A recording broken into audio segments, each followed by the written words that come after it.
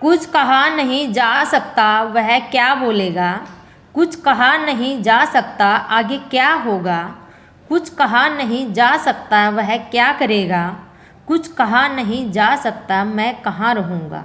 तो गाइज ऐसे ऐसे डेली यूज सेंटेंसेस आप अक्सर बोलते हैं, लेकिन आज की इस वीडियो में हम जानेंगे कि हम इनको इंग्लिश में कैसे बोलें। देखने में तो ये आपको बड़े लगते हैं, लेकिन अगर हमें इसके स्ट्रक्चर का पता चल जाता है तो आप इसको आसानी से बना सकते हैं। तो गाइज चलिए वीडियो शुरू करते हैं। तो गाइज आपने नोटिस किया होगा इन सब सेंटेंसेस में एक कॉमन है, वो क्या है, कुछ कहा नहीं जा सकता। क्या है, कुछ कहा नहीं जा सकता। और इसके लिए हम इंग्लिश में यूज करते हैं देयर इज नो टेलिंग। क्या यूज करते हैं, देयर इज नो टेलिंग। तो चलिए अब हम इसके स्ट्रक्चर को जानते हैं कि हम इसको स्ट्रक्चर में कहाँ पर और कैसे यूज करेंगे। तो सबसे पहले हम लगाएंगे देयर इज नो टेलिंग, फिर हम लगाएंगे WH वर्ड, यानी कि WH word where, how, what, ये लगाएंगे। तो फिर हम लगाएंगे सेंटेंस।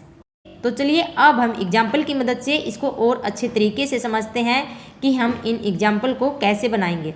फर्स्ट एग्जाम्पल है, कुछ कहा नहीं जा सकता वह कहाँ है। There is no telling where is he.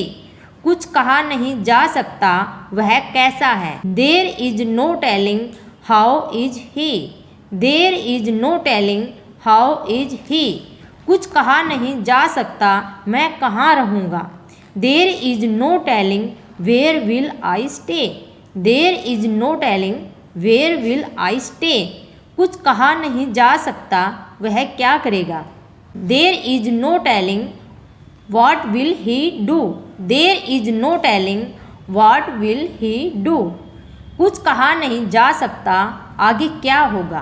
There is no telling what will happen next. There is no telling what will happen next.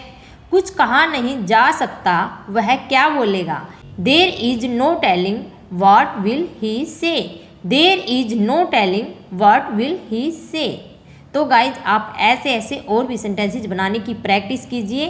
तो आज की इस वीडियो में इतना ही, कल मिलेंगे किसी नेक्स्ट वीडियो के साथ। तब तक के लिए bye bye, thank you, thanks for watching.